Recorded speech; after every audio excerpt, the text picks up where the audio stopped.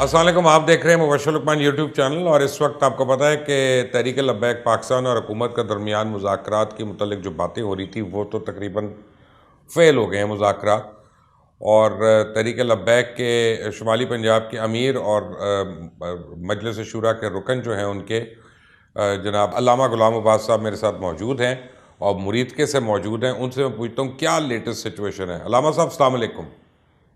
وعلیکم السلام ورحمۃ اللہ وبرکاتہ. علامہ صاحب ہمیں بتائیے گا کہ اب صورتحال کیا ہے؟ جی، سب سے پہلے تو بہت شکریہ، جزاک اللہ، آپ ہماری بات کو آگے پہنچا رہے ہیں. اصل میں مبشر بھائی، یہ حکومت جو ہے ہمیشہ دوغلی پالیسی رکھتی ہے. ہم تو سیدھے سادے لوگ ہیں، ان کی باتوں میں آ جاتے ہیں، اور پہلے بھی انہوں نے معاہدہ کر کے دھوکہ دیا. اب جب انہوں نے معاہدہ کیا تو ہم نے پھر تسلی کی اور یقین کر لیا کہ یہ لوگ اپنے بات میں سچے ہیں، یہ واقعی کوئی کام کرنا چاہتے ہیں. انہوں نے ہم سے 2 دن مانگے کہ آپ 2 دن مریدکے میں رہیں اور آپ مارچ نہیں کریں.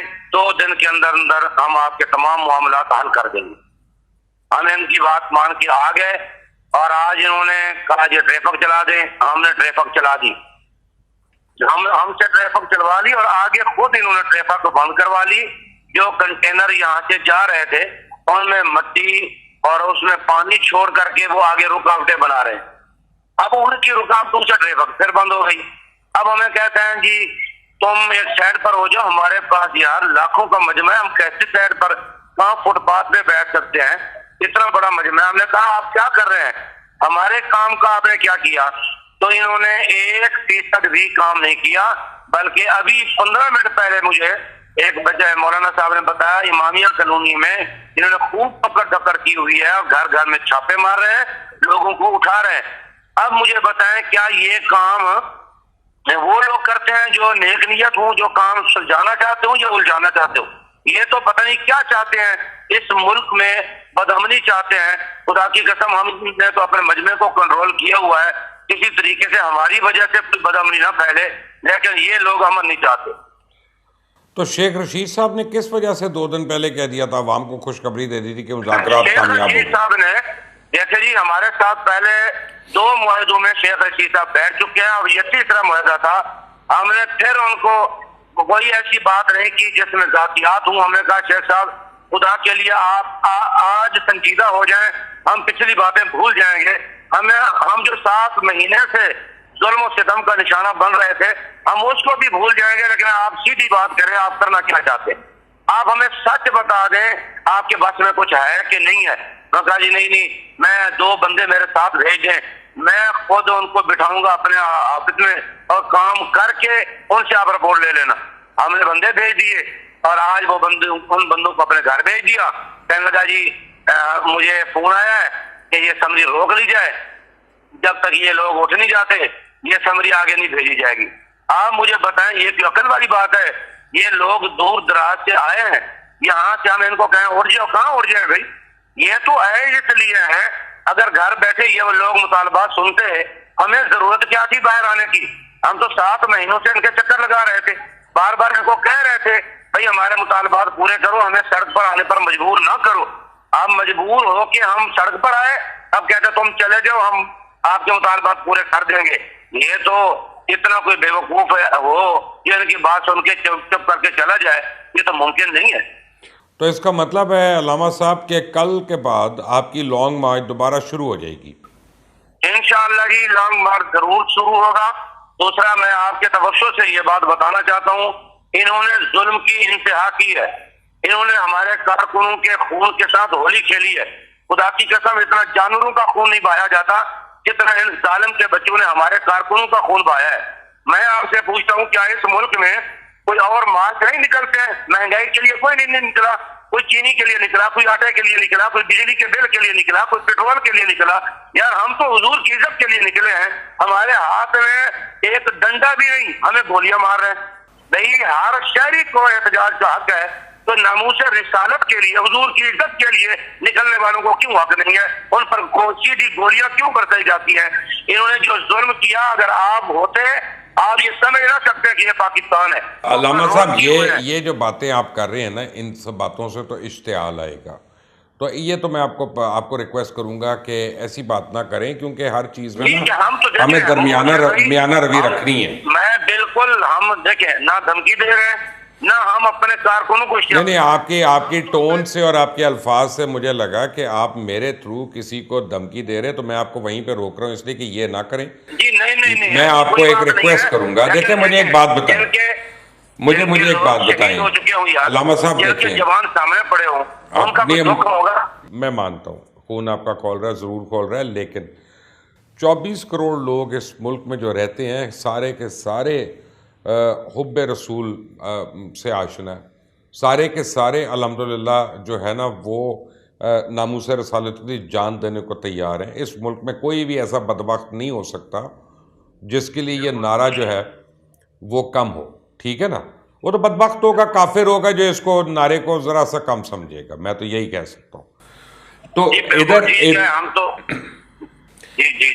ادھر اب بات یہ ہے کہ وہ کہتے ہیں کہ جی اس باری ناموس رسالت کی بات نہیں ہو رہی، آپ صرف اپنے لیڈر کو رہا کرانے کے لیے باہر نکلے ہوئے، ورنہ ناموس رسالت والا مسئلہ تو ابھی نہیں ہے کہیں پہ۔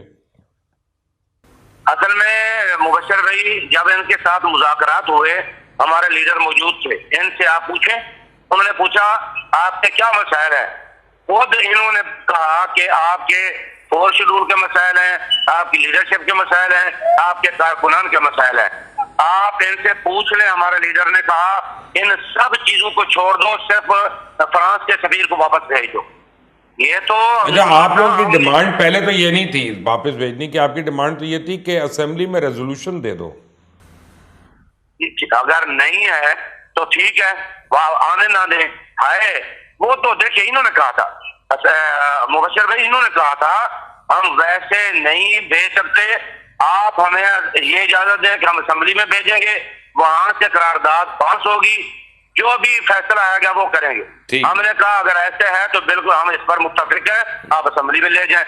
آپ کے سامنے ہے، اسمبلی میں بھیجنے کے لیے ہمیں 27 آدمیوں کی شہادت دینی پڑی۔ یار کیا مسئلہ ہے، ہم ہم نے کب کہا اس کو قتل کر دو، ہم نے کب کہا اس کو ذلیل کر دو، ہم نے تو کہا بھی عزت و احترام کے ساتھ اس کو اپنے ملک میں بھیج دو۔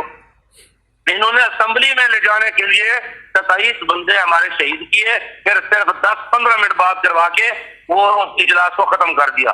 اس کے بعد آج تک کسی نے نام نہیں لیا۔ آپ بتائیں یہ ہمارا جو مطالبہ تھا وہ پورا ہو چکا ہے، کم از کم 2-3 سیکشن تو کرتے، جو فیصلہ ہوتا عوام کے سامنے آ جاتا، کون کون سے لوگ ہیں جو سفیر کو نکالنے کے حق میں، کون ہیں جو سفیر کو رکھنے کے حق میں، عوام کو کم از کم اپنے دشمنوں کی اور حضور کے غلاموں کی پہچان ہو جاتی۔ ٹھیک ہے، تو اب اس کا مطلب ہے کہ کل بدھ کا دن ہے، ٹھیک ہے نا؟ تو شیخ رشید صاحب کہتے ہیں کہ بدھ کے دن کوئی فیصلہ ہوگا، بدھ کے دن تک کا وقت ہے، لیکن آپ کہہ رہے ہیں کہ ہم کل لانگ مارچ شروع کر رہے ہیں۔ نہیں، کل نہیں کر رہے۔ ہم نے جو معاہدہ کیا ہے ہم اپنے معاہدے پر قائم ہیں، ہم اپنا معاہدہ نہیں توڑیں گے، یہ ان کا کام ہے معاہدے توڑنا۔ وہ کیا ہے؟ ہمارا معاہدہ تھا منگل شام تک ہم انتظار کریں گے، بدھ کو ہم لانگ مارچ کریں گے، منگل شام تک ہم ان کے منتظر ہیں۔ آپ بھی کہتے ہیں خدا را اپنی آخرت کے لیے یار کام کر لو، آخر تم نے بھی تو مرنا ہے نا۔ آپ کو کیا لگتا ہے کہ کون ہے جو آپ لوگوں کے دونوں مطالبوں پہ اڑا ہوا ہے اور بات نہیں مان رہا؟ یہ تو ان کو پتا ہوگا جی، ان کی کیا مجبوری، ہمارے سامنے تو نہیں بولتے۔ ہم نے تو ان کو بار بار کہا بھائی آپ سچی بات کریں، آپ کے لیے رکاوٹ کیا ہے، آپ کے لیے پریشانی کیا ہے، کیا یہ معاملہ حل ہو سکتا ہے، نہیں ہو سکتا، آج دو ٹوک بات کریں۔ تو کہا نہیں ہم سنجیدہ ہیں، ہم معاملہ حل کرنا چاہتے ہیں، ہمارے ساتھ ہے تو اس طرح بات کرتے ہیں۔ آگے پتہ نہیں ان کی کیا مجبوریاں کہ ان کو کچھ۔ آج شیخ رشید صاحب نے یہ بھی کہا کہ جی ہم نے ان کے سارے گرفتار لوگوں کو رہا کر دیا، کیا رہا کیا گیا؟ نہیں، وہ تو اور پکڑ رہے ہیں نا، آج بھی امامیہ کالونی سے اور مختلف جگہوں سے ہمیں کالیں آئیں کہ وہ لوگوں کو پکڑ رہے ہیں۔ جب پکڑ رہے ہیں تو اب آپ خود اندازہ لگائیں یہ معاملے کو سلجھانا چاہتے ہیں یا مزید الجھانا چاہتے ہیں۔ حضرت میں آپ سے ایک ریکویسٹ کروں گا، ایک مسلمان کی حیثیت سے، ایک پاکستانی کی حیثیت سے، ایک انسان کی حیثیت سے، کہ آپ کے پاس جو ایسے افراد ہیں جن کو ہم نے دیکھا ہے بہت زخمی حالت میں ہیں، ان کو تو پلیز ہسپتالوں میں بھجوائیں، کیونکہ یہ تو اچھا نہیں ہے کہ اب ظلم کی انتہا یہ ہے مبشر بھائی، جس زخمی کو ہسپتال بھیجتے ہیں یہ پتہ نہیں کون سے لوگ ہیں، ان کو وہاں سے اٹھاتے ہیں، علاج بھی نہیں کراتے اور تھانے میں جیلوں میں بند کر دیتے ہیں. وہ اذیت میں ہوتے ہیں، یہ نہ ان کو دوائی دیتے ہیں نہ علاج کرواتے ہیں. اب ہم مجبور ہیں اپنے زخمیوں کو اپنے ساتھ رکھ کے یہیں پہ جو ہمیں میسر ہیں ڈاکٹر حضرات ان سے علاج کروا رہے ہیں. اب کیا کریں؟ اب کس ملک میں رہ رہے ہیں یار؟ اتنا بھی کوئی ظلم ہوتا ہے؟ ہمیں اتنی بھی آزادی نہیں ہے کہ اپنے جن کو انہوں نے گولیاں ماری ان کا علاج کروا سکیں. اور جو لوگ ہمارے وہاں شہید ہوتے ہیں ان کی لاشیں غائب کر دیتے ہیں. آپ کو لگتا ہے کس کے پاس جائیں، کس کو فریاد کریں؟ ہمیں تو نہیں سمجھ آ رہی کون سا دروازہ کھٹکھٹاتا ہے کہ ہماری آواز بھی سنی جائے. علامہ صاحب، کیا یہ صحیح ہے کہ تحریک لبیک پاکستان نے اپنے تمام ضلعی ناظمین کو لکھ کر بھیج دیا ہے کہ وہ اب قافلے کے لیے بندے بھیجیں کیونکہ پرسوں صبح کو آپ لوگوں نے کوچ کرنا ہے یہاں سے؟ نہیں ایسا نہیں ہے. ہمارے پاس جو بندے ہیں وہ نہیں سنبھالے جا رہے ہیں. ویسے لوگوں کو پتہ ہے وہ آ رہے ہیں، اور جو یہ ہیں یہ بھی بہت پرجوش ہیں. کیونکہ یہ مجھے آپ بتائیں مبشر بھائی، ایک بات ذہن میں رکھنا، کیا کوئی لیڈر کے لیے جانے دیتا ہے؟ یہ رسول پاک کے لیے جانے دیتے ہیں. تو ان سے بڑا لیڈر کون ہے؟ جی، اور رسول پاک صلی اللہ علیہ وسلم سے بڑا لیڈر تو کوئی بھی نہیں. سبحان اللہ، کوئی شک بھی نہیں ہے. وہ تو دنیا جہان کے سب سے بڑے رحمت للعالمین ہیں، تمام نبیوں کے سردار ہیں. لیکن لیڈر چھوٹا لفظ ہے. ہم یہ لفظ بھی سرکار کے لیے نہیں کہتے، جو کہتے ہیں وہ پوری کائنات کے سردار ہیں. اچھی بات ہے جی. اچھا، تو آپ لوگ اس نیت سے جب آئے ہیں نا تو اور لوگوں کو بھی پتہ ہے وہ آ رہے ہیں. ہمیں لکھنے کی ضرورت نہیں ہے، اب پوری دنیا کو پتہ ہے یہ مسئلہ چل رہا ہے. قافلے در قافلے آ رہے ہیں. اب جو باہر فضا ہے وہ آپ جانتے ہیں. تمام لوگ بھی کہہ رہے ہیں یار امن قائم کرو، فساد نہ پھیلاؤ. ہم بھی بار بار ریکویسٹ کر رہے ہیں خدا را امن قائم کرو. ہمارے مطالبات اگر ابھی سے اب دیکھیں، میں جس وقت آپ کا انٹرویو لے رہا ہوں رات کے کو 8:30 بجے ہیں، تو ابھی سے کل رات کو 12 بجے تک آپ کو امید ہے کہ حکومت اور آپ کے درمیان کوئی پیش رفت ہو سکتی ہے؟ جس طرح کا کہ حالات انہوں نے بنائے ہوئے ہیں اس میں تو امید نہیں ہے. اگر یہ سنجیدہ ہو جائے تو صرف آدھے گھنٹے کا کام ہے، وہ اسی وقت ہو سکتا ہے. نہیں، لیکن آپ نے 7 گھنٹے کے تو مذاکرات کر لیے. آپ کی مصالحتی کمیٹی کے لوگ بھی آ گئے، آپ کے اکابرین آ گئے، سب آ گئے، لیکن سب نے ہاتھ کھڑے کر لیے ہیں. انہوں نے کہا ہم اب گارنٹی نہیں دے سکتے. کیا آپ یہ بتائیں گے ان کی کیا مجبوری ہے؟ 8 گھنٹے مذاکرات کے بعد اگر بھی ہمیں کیوں بلایا تھا جب آپ کر ہی نہیں سکتے، ہمارے مطالبات پورے نہیں کر سکتے؟ وہ مطالبات بھی ایسے نہیں ہیں کہ جو پورے ہونے والے نہ ہوں. لوگ تو اپنی توہین، اپنے ملک کی صدر کی توہین ہوتی ہے تو سفیر بھیج دیتے ہیں. تو ہم نے تو یہ بھی نہیں کہا. ہم نے کہا پارلیمنٹ میں لے جائیں، صرف قرارداد پر بات کروا لیں. وہ بھی ان کے بس میں نہیں ہے. تو آپ خود اندازہ لگائیں یہ کن کے اشاروں پر پھر چل رہے ہیں. علامہ صاحب، آپ کا بہت بہت شکریہ. اور میں تو ابھی بھی دعا کروں گا کہ اللہ تعالیٰ آپ کو، آپ کے تمام ساتھیوں کو اور تمام دوسری طرف بھی جو لوگ ہیں سب کی زندگیوں کو، جان و مال کو محفوظ رکھے اور اس ملک کو امن کا گہوارہ بنائے، اور سب کو ہمیں سنت رسول پہ عمل کرنے کی توفیق بھی عطا فرمائے. کیونکہ ہم گناہ گار لوگ ہیں اور اسی میں ہماری بخشش اور عافیت ہے. اللہ تعالیٰ آپ کو جزائے خیر عطا فرمائے. بہت شکریہ. جزاک اللہ. علامہ صاحب شکریہ. السلام علیکم. وعلیکم السلام.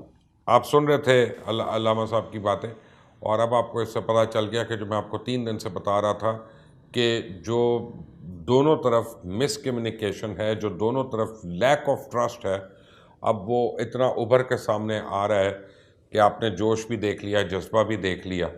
تو مجھے نہیں لگتا کہ ٹی ایل پی اور حکومت کے درمیان جو مذاکرات ہیں وہ کامیاب ہوئے ہیں جیسے شیخ رشید صاحب نے کہا. بس میں دعا کے ساتھ کہ اللہ تعالیٰ اس ملک کو اپنی امان میں رکھے اور اس ملک میں رہنے والے ہر شخص کو. Until the next time, اللہ حافظ.